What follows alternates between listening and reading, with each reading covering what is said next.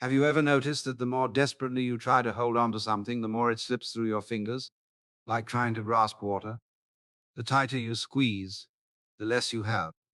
That's not a coincidence, you see. That's the universe trying to tell you something rather important. You know, it's quite amusing how seriously we take ourselves.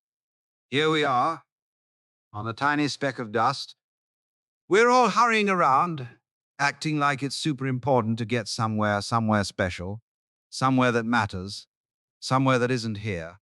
Always chasing after something else, never just being where we are.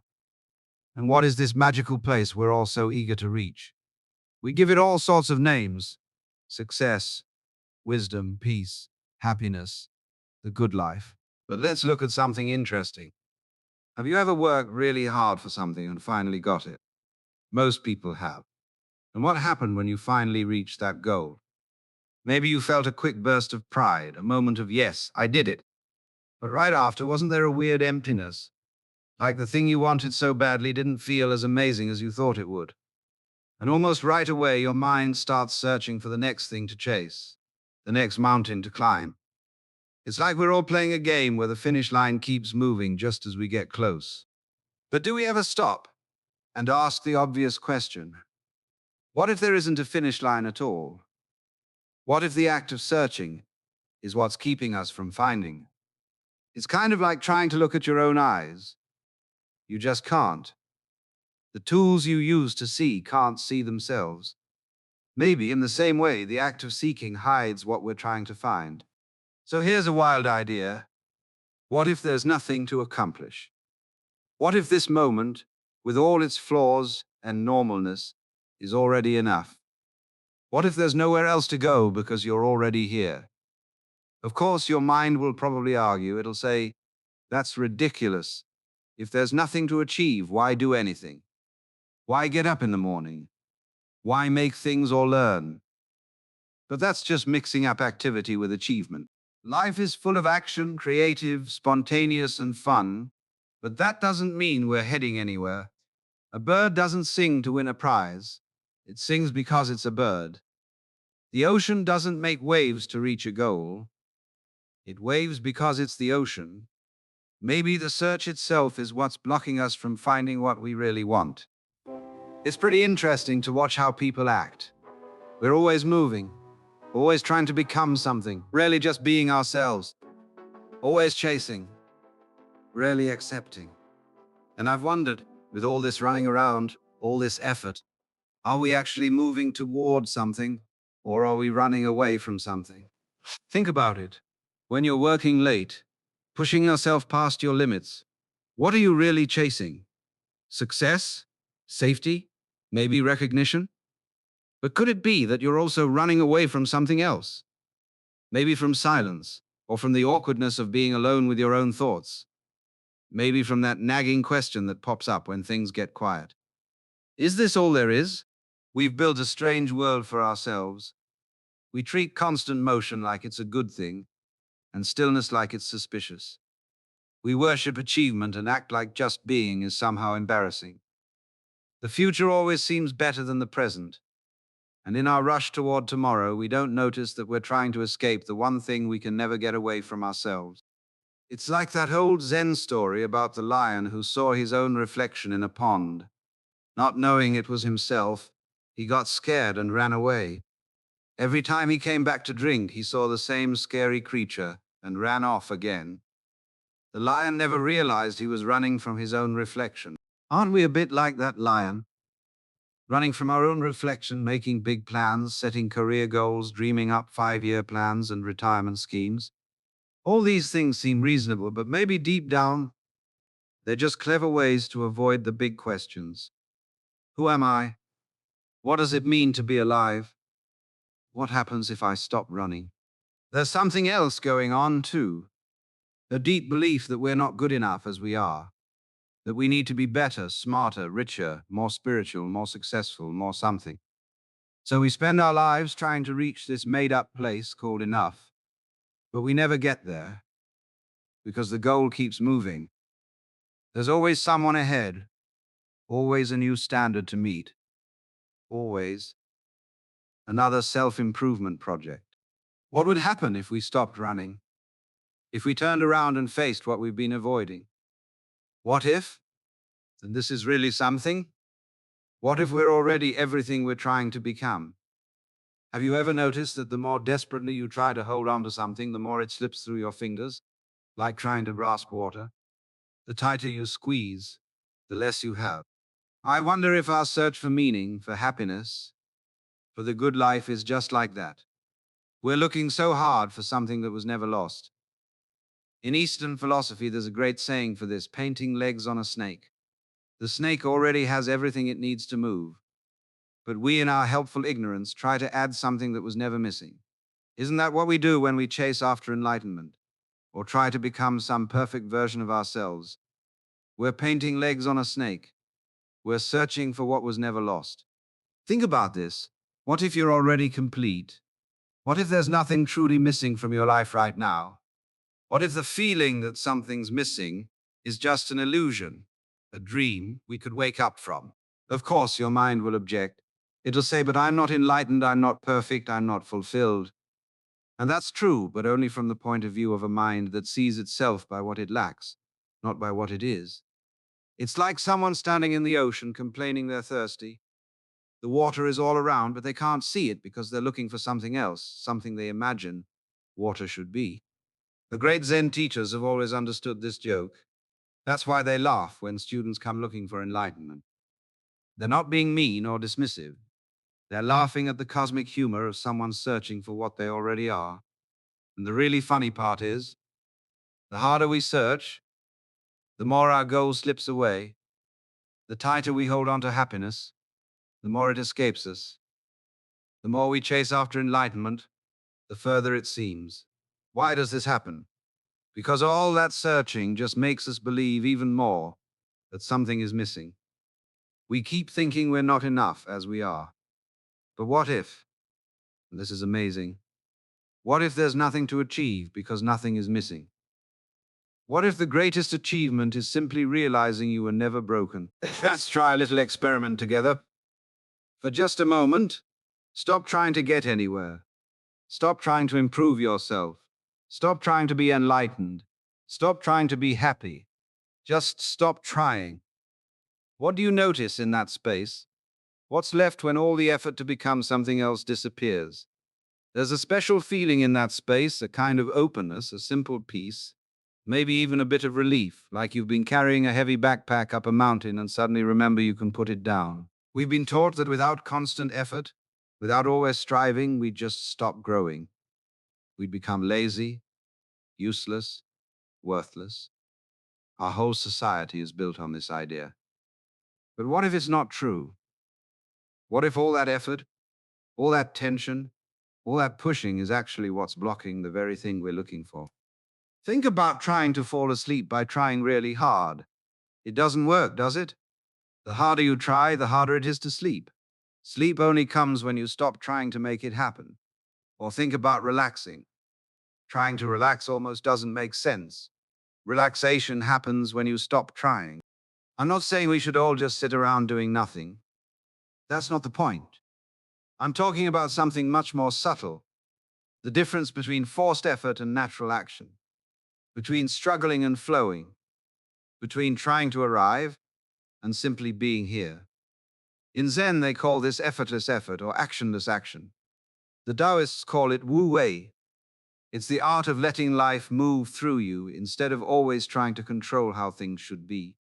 It's like the difference between trying to make a river flow and just removing the rocks that block its path. The river knows how to flow. It doesn't need our help. What it might need is for us to stop building dams. You might be wondering, but if I stop trying to achieve things, won't my life fall apart? Won't I lose my job, my friends, my sense of purpose?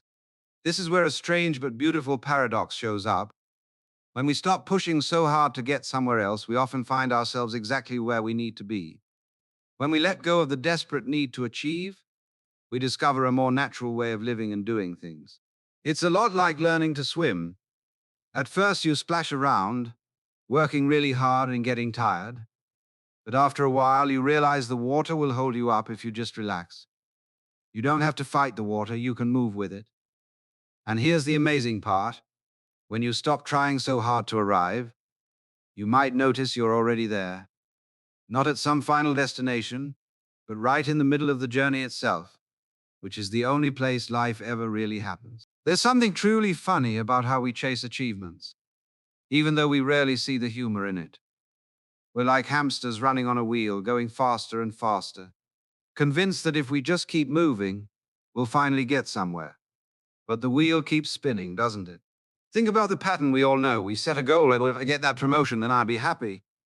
We work hard for it, and then if we're lucky, we actually reach it. There's a moment of satisfaction, a brief, I made it. And then almost instantly, a new goal pops up. Now I need to get to the next level. Or maybe I need a bigger house to match my new job, or even, is this really what I wanted? It's like we're stuck in a never-ending game of when. Then, when I get the degree, then I'll be successful. When I find the perfect partner, then I'll be complete. When I retire with enough money, then I'll be free. But have you noticed that the then never really arrives? Or if it does, it's so quick you barely notice before the next one takes its place. It's like climbing a mountain, sure that happiness is waiting at the top, only to find another taller peak just beyond, and another after that. This is the cosmic joke of achievement. The punchline is that there's no final achievement, no ultimate arrival. The game never ends because it was never meant to. Now, don't get me wrong, goals and achievements aren't pointless. They can bring real joy and satisfaction. The problem isn't with achievement itself, but with how we relate to it. We've made a mistake. We've confused the game for reality. We've mixed up the map with the actual place. We think the point of climbing the mountain is to reach the top, when maybe the real purpose is the climb itself. Life isn't a trip from point A to point B. It's not a puzzle to solve or a job to finish. It's more like music. We don't play music just to get to the end. The point isn't to finish as fast as possible. The point is to enjoy the playing, the notes, the rhythm, the melody. What if life is like that?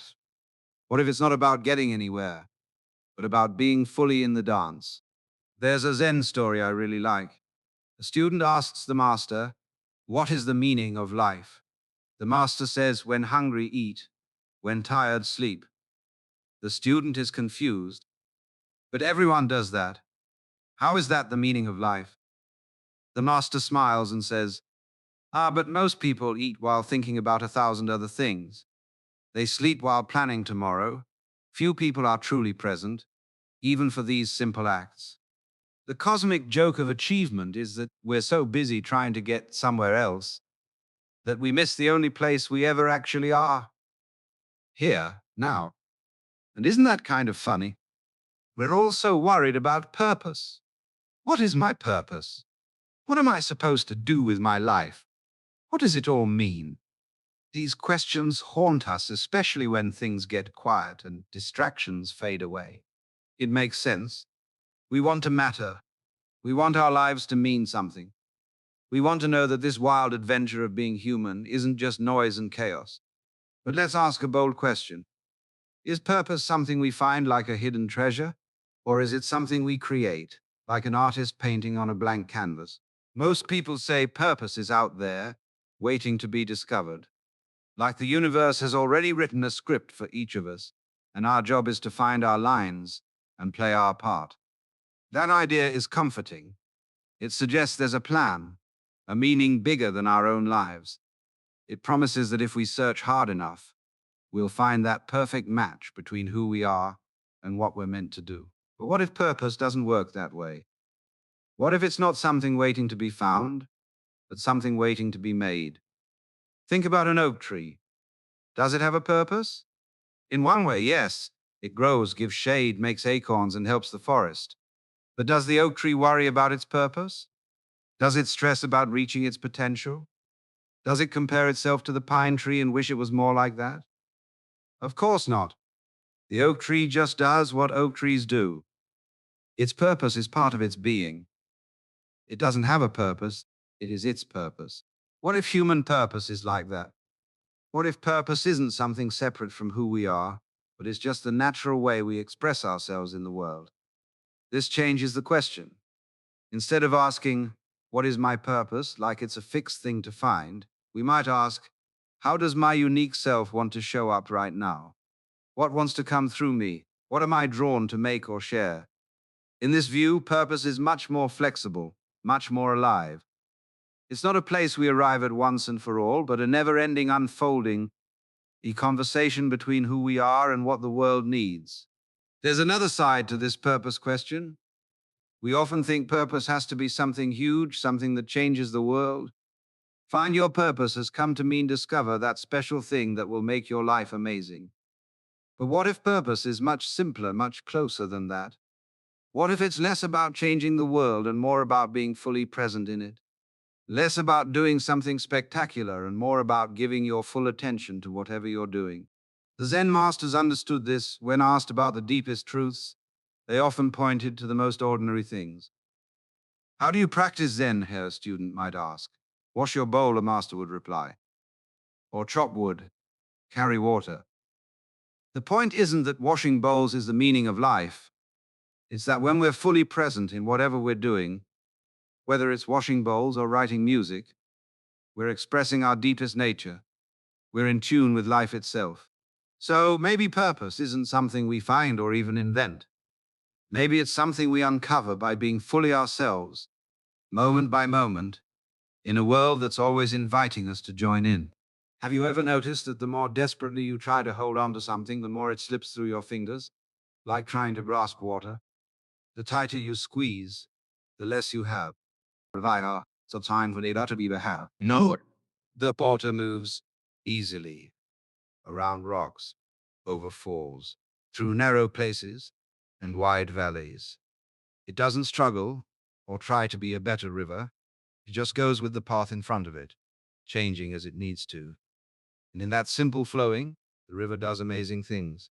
It carves out canyons, gives life to plants and animals, and shapes the land, all without trying to achieve anything. The river doesn't try to be a river, it just is.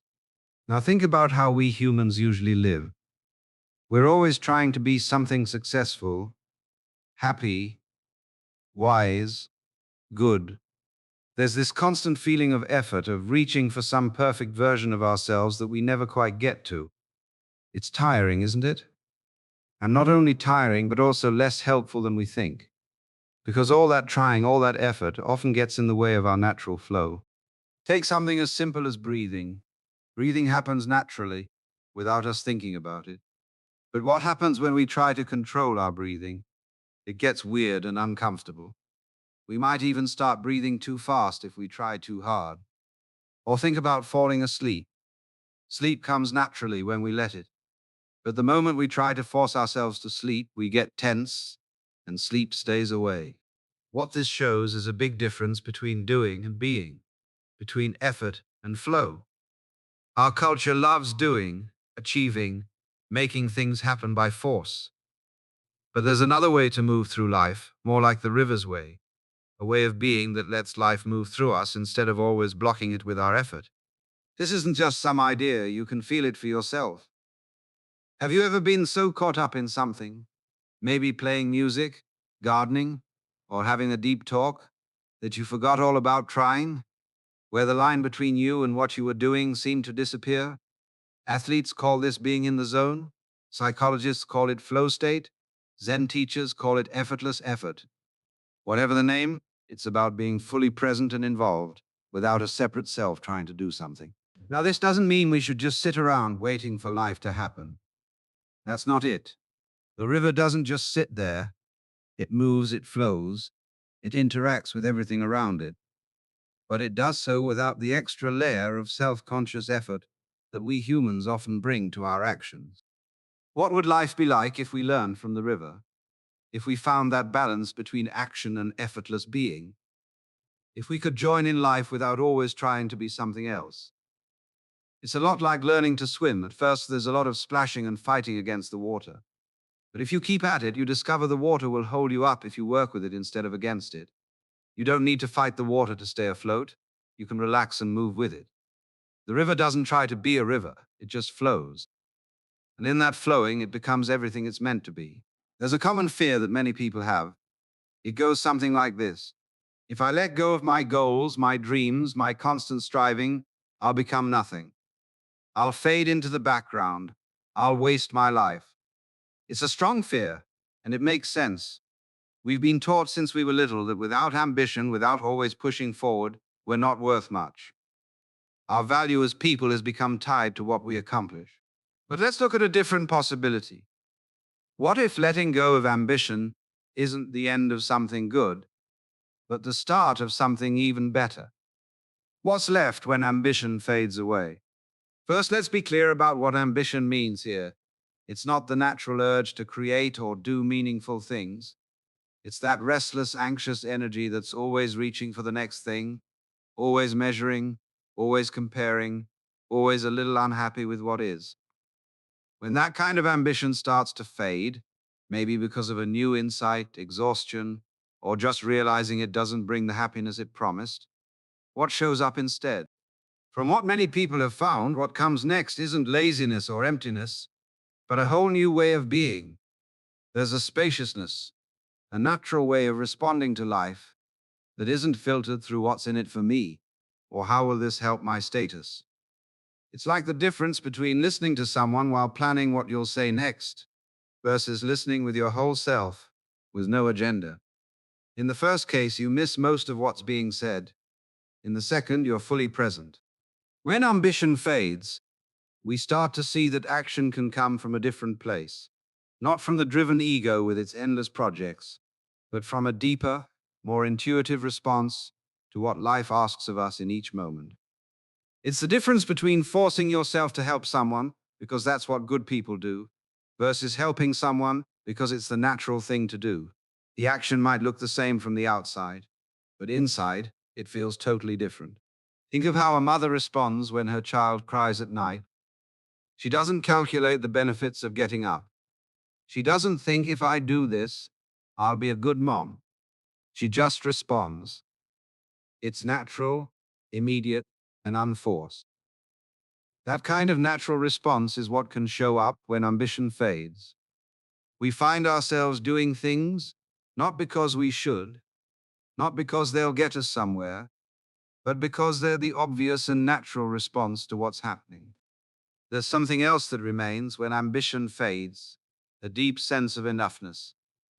The feeling that you are already enough, just as you are. Not because of what you've done or what you own or what others think, but because of what you truly are. A mysterious, conscious presence that's part of life itself. This sense of enoughness doesn't mean you never do anything again. It doesn't mean you never set goals or work towards something. But it changes how those activities feel. They become ways of expressing who you are, not attempts to become someone you're not. And interestingly, when we act from this place of enoughness instead of lack, our actions often work better, not worse. There's less wasted energy, less friction, less of the tiredness that comes from always fighting against what is. What's left when ambition fades? Not nothing, but everything. Not mediocrity, but a more real expression of who you are. Not waste, but a deep appreciation for each moment, each meeting, each breath. We often split life into two main modes, doing and being. Doing is active, productive, and has a purpose. Being is calm, restful, and present. Our culture praises doing. Being is often seen as lazy or a waste of time, so we end up bouncing between the two. We do until we're worn out, then we collapse into being, maybe on vacation, during meditation, or in those rare moments of me time we manage to find. But maybe this split is part of the problem. What if life doesn't really happen in just doing or just being, but in the dance between them? What if the best moments are when doing and being come together? Think about making music. If you treat it as only doing a performance to master, it becomes stiff and boring. If you treat it as only being just sitting there, not playing, it loses its energy. The magic happens when doing and being mix, when you're both playing and letting the music play through you. You're fully involved and also open to what happens. You're both doing and being done through. Or think about cooking a meal, having a chat, or walking down the street. Any of these can be done from that place where doing and being aren't fighting each other. The Zen tradition has a great way of showing this. They talk about chopping wood, carrying water as the heart of enlightened living. It's not about escaping normal life for something special, it's about bringing full attention to the most ordinary things. As the saying goes, before enlightenment, chop wood, carry water. After enlightenment, chop wood, carry water. The actions look the same, but the feeling inside is totally different. What changes isn't what you do, but how you do it, the attention and presence you bring. Doing is filled with being. Being shows up through doing. We also have this habit of dividing life into boxes: work and play, spiritual and everyday, serious and fun, as if life is a bunch of separate boxes instead of one flowing whole. But what if these divisions are just in our minds? What if life is really happening in the spaces between our categories, in the dance where opposites meet and lines blur? Think about how we split up time. We're either stuck in the past, thinking about memories and regrets, or in the future, planning and worrying. And in all that mental time travel, we miss the only moment we ever really have. This one, right now. The mix of doing and being brings us back to this moment. It's not about giving up action for some passive state. It's not about filling every second with busyness. It's about finding that sweet spot where action comes naturally from presence, and presence shows up in action. In that mix, there's a strange feeling of both control and letting go. You're doing, yes, but you're also being done through. You're the musician playing, but you're also the instrument being played by the music. Maybe that's where life really happens. Not in pure doing or pure being, but in that mysterious space between, where you're both the actor and what acts through you, both the one experiencing and the experience itself. Now we come to the last big idea in our journey, and it's maybe the most surprising of all: purposeless purpose. It sounds like a contradiction, doesn't it? A purpose that has no purpose, a goal that isn't aiming at anything. But this idea points to something deep about living well. Usually we think of purpose as a way to get something else. We do this to get that. We work hard now so we can relax later. We sacrifice today for a reward tomorrow. Purpose in this way always points to the future, to something better than what is. But what if there's another kind of purpose? One that isn't a means to anything else, but is complete in itself. A purpose that isn't about getting somewhere, but about being fully where you are. Think about dancing. Why do people dance? Not to get somewhere, not to make something, not to reach a goal. They dance for the joy of dancing. The purpose of the dance is the dance itself. Or think about play. Kids don't play to accomplish something. They don't say, I'm going to play now so I can be serious later. They play because play is its own reward. The purpose of play is just to play. Even in nature, you see this. The bird doesn't sing to win a contest. It sings because it's a bird. The flower doesn't bloom to beat the other flowers. It blooms because that's what flowers do. There's purpose in these things. But it's not a purpose that's separate from the activity itself. This is what is meant by purposeless purpose, doing something that is whole and complete in itself, not a means to something else. You might be thinking, but this sounds impractical. We can't just dance and play all day. There are bills to pay, things to do, work to finish, and you're right. I'm not saying we should give up all practical activity.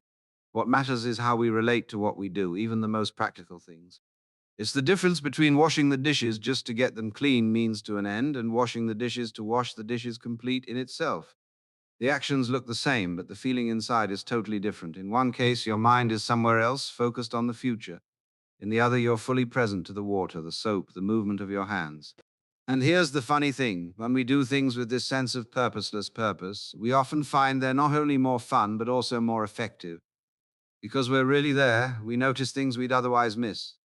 We respond better to what's actually happening, not just to what we think should happen. The art of purposeless purpose isn't something you achieve once and for all. It's more like a dance you keep coming back to, a way of being you rediscover again and again in your daily life. Sometimes you'll get caught up in old habits of thinking about means and ends. That's normal. The mind is used to seeing life that way. But maybe in the middle of some ordinary activity, making tea, walking to the mailbox, typing an email, You'll suddenly remember, ah, this moment is complete in itself. There's nowhere to get to, nothing to achieve, just this. And in that moment, something shifts. The pressure to achieve drops away. The worry about getting somewhere disappears. And what's left is simply life, living itself through you in this amazing ordinary moment. We've spent a lot of time talking about how there's nothing to achieve, and yet here we are, reaching the end of our conversation. Maybe that's the last joke in all of this. Even when we talk about the illusion of achievement, we end up achieving something. But what have we really achieved? We haven't found any final answers or magic solutions. We haven't discovered a secret formula for living. We've just been exploring together, sharing questions instead of rushing to answers. And maybe that's the most valuable thing we can do. Stay with the questions, let life be the mystery it is, instead of trying to shrink it down to something we think we understand. As we go our separate ways now, take these ideas not as rules to follow or beliefs to hold, but as living questions to try out in your own life. Don't just take my word for any of this. Test it, question it, see what feels true deep inside you. Because in the end, no one else can live your life for you. No one else can tell you what it all means. The meaning of your life isn't something you find in a book or hear from someone else. It's something that comes from your own direct experience of being alive. And maybe that's the greatest achievement of all. To live your life not as a problem to solve or a project to finish, but as a gift to enjoy, a mystery to experience, a dance to join in. If these words have touched something in you, maybe it wasn't anything new, but just a reminder of what you've always known, deep down beneath the noise and rush of everyday life. Share this reflection if you feel like it, or don't. Either way is perfectly fine. But remember, no one can wake up for you. No teacher, no lesson, no trick can do the work of seeing for yourself. In the end, it's your life, your journey, your dance. And isn't that kind of wonderful?